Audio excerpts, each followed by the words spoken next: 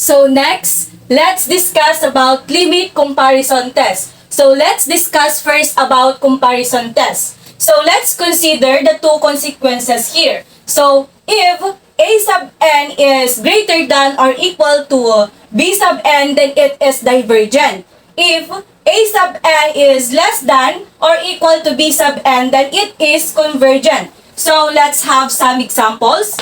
So consider the series which starts from 1 goes to infinity, has 2 to the negative 1 over n cube. So now, let's find our a sub n and b sub n. So first, we are going to find our a sub n. So a sub n is equals to the series which n starts to 1, goes to infinity, has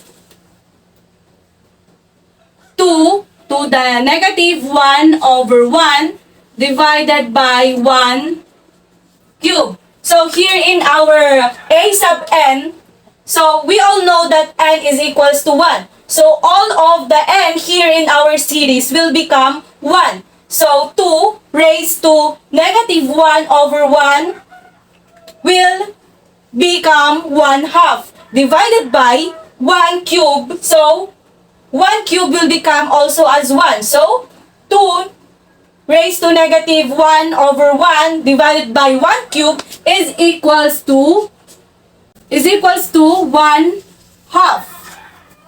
So next, we are going to solve for our b sub n.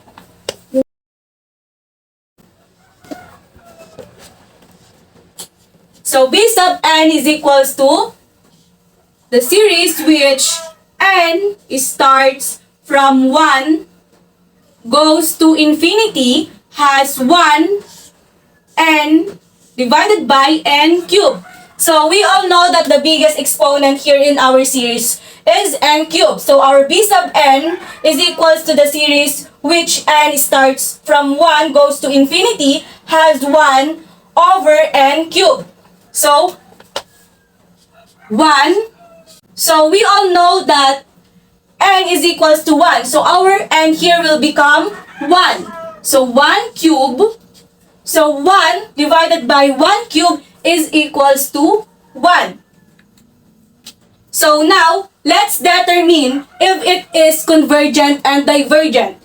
And we will be going to base here in our consequences. So, our an is 1 half.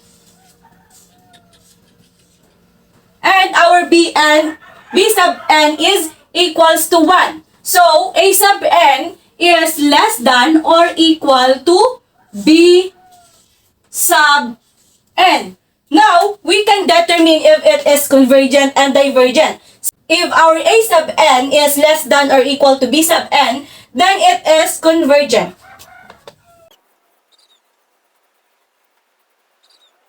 Because 1 half is less than or equal to 1 and it is convergent. Now, let's proceed.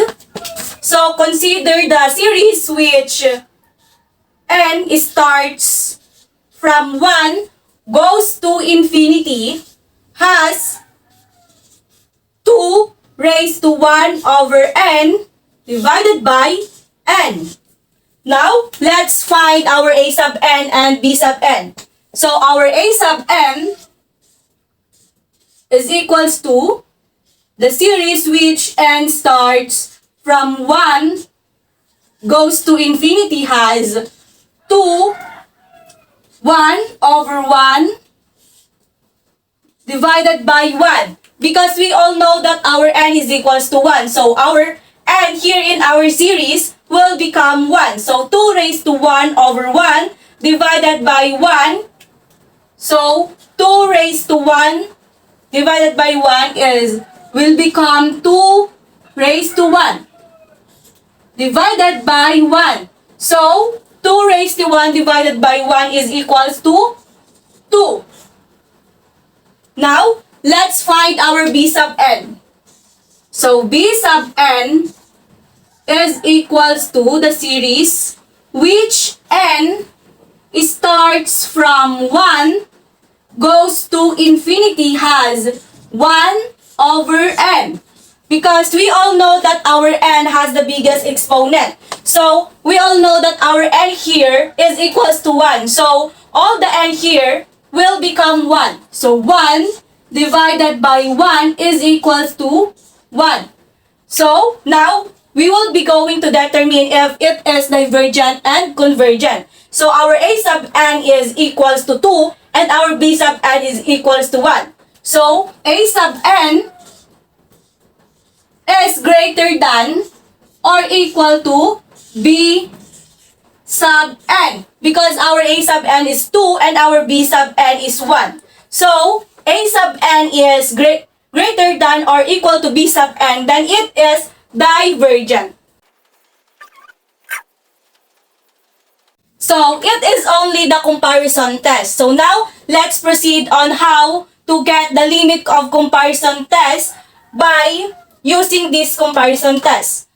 We take the limit of n approaches to infinity of a sub n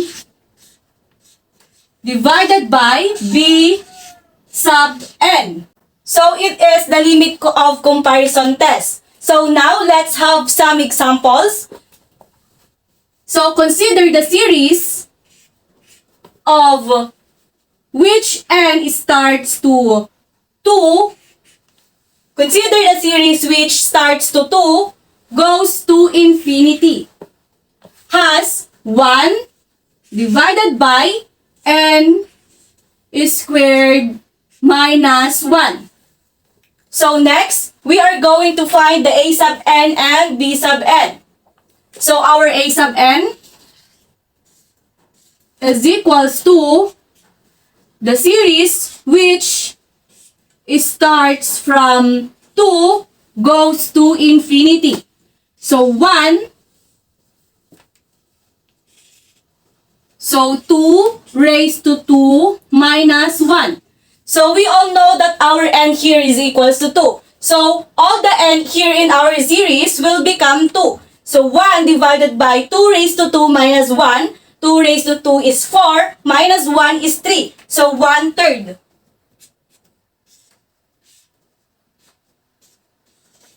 So now, let's find the b sub n.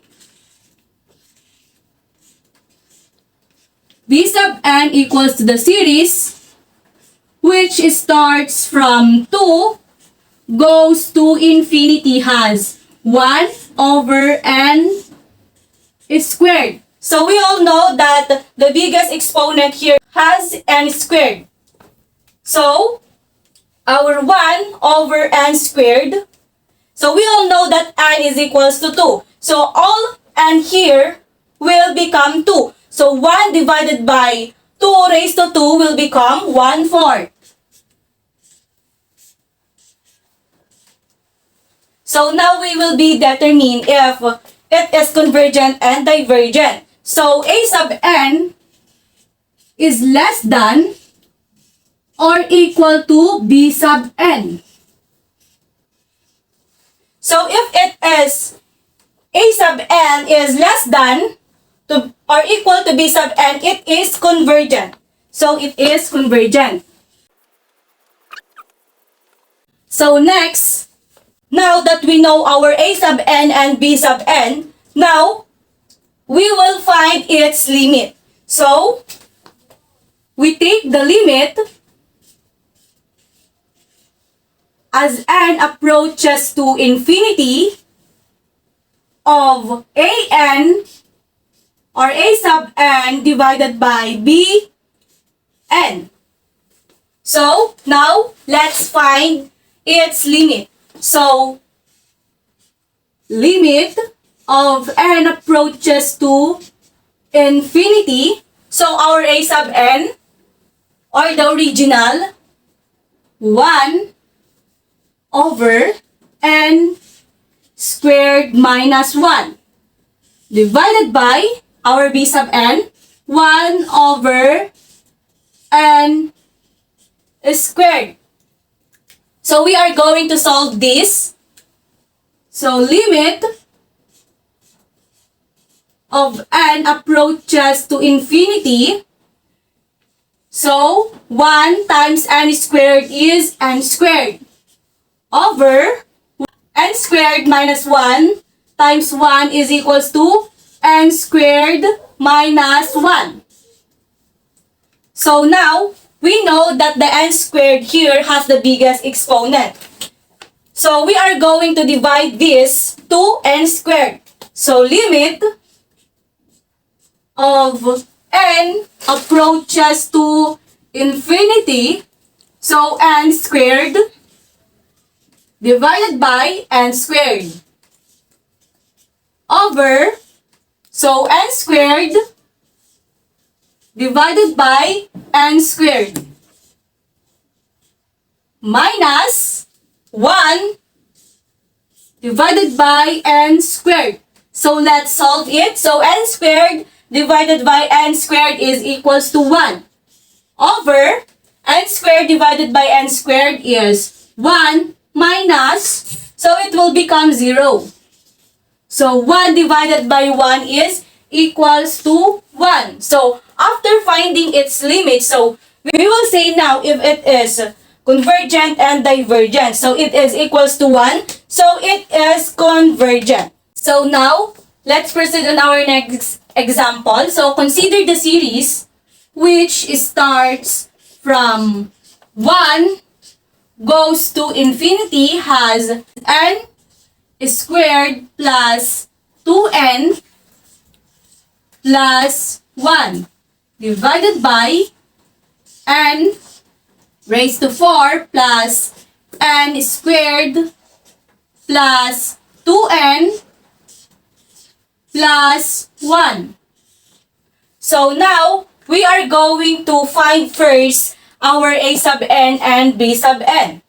So let's solve it. So first, a sub n is equals to the series which starts from 1 goes to infinity. So n squared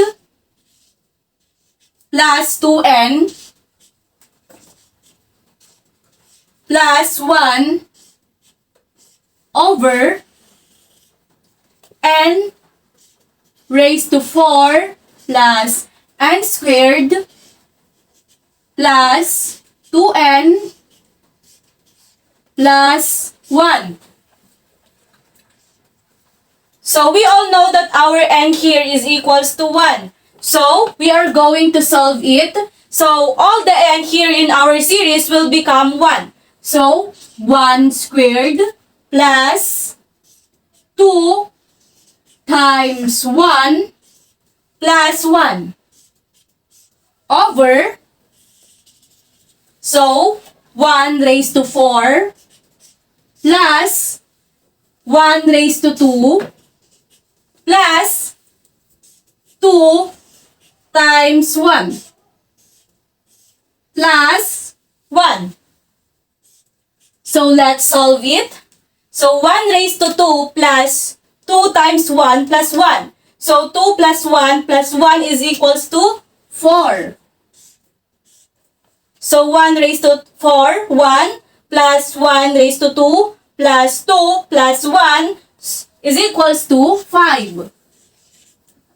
So let's proceed in finding our b sub n. So b sub n is equals to the series which starts from 1 goes to infinity has 1 over n squared.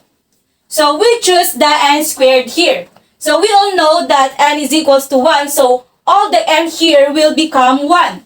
So is equals to 1 over, so our n, 1 raised to 2. So 1 divided by 1 raised to 2 is equals to 1. So an less than or equals to b sub n. So if a sub n is less than or equals to b sub n, then it is convergent.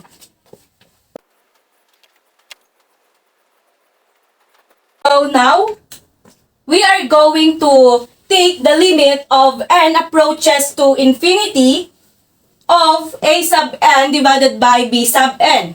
So, limit of n approaches to infinity has n squared plus 2n plus 1 divided by, so n raised to 4 plus n raised to 2 plus 2n plus 1. So, divided by our b sub n. So, over our b sub n, 1 over n squared. So, now let's find its limit. So, it is our a sub n and it is our b sub n. So, let's find its limit. So, limit of n approaches to infinity. So, n raised to 4.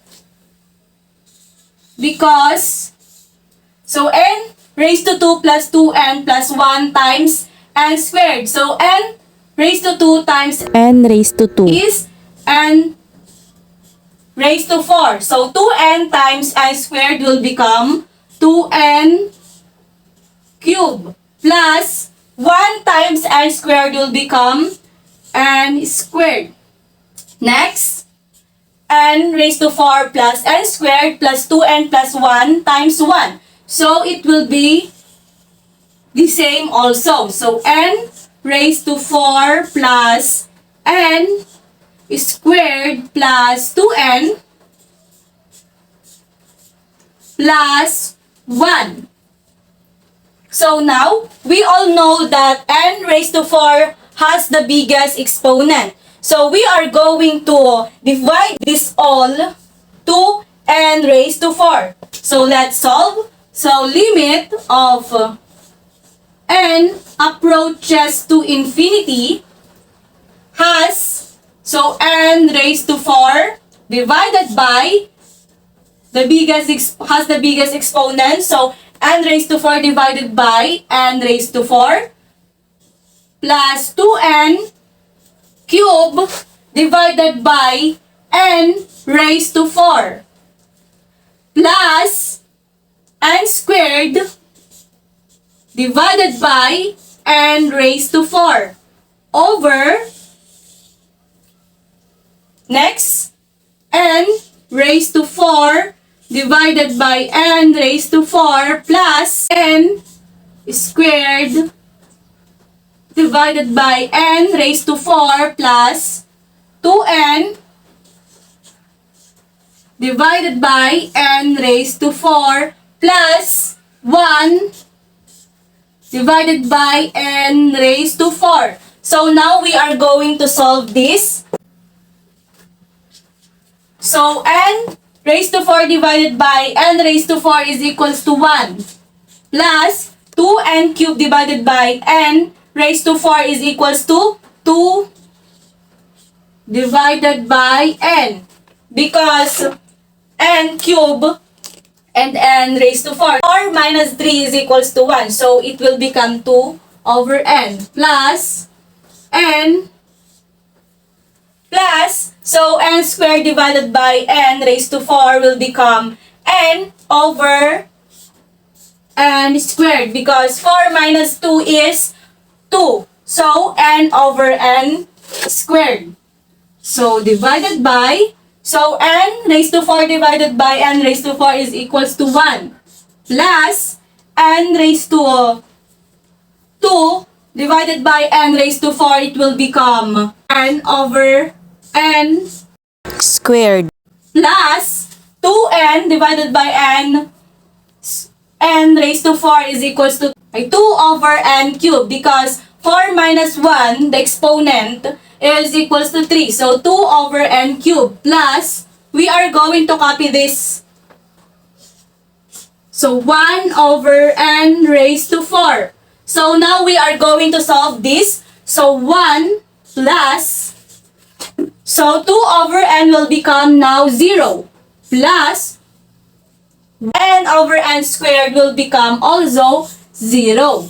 Then 1 plus n over n squared will become 0 also, plus 2 over n cubed will become 0 also, plus 1 over n raised to 4 will become 0 also.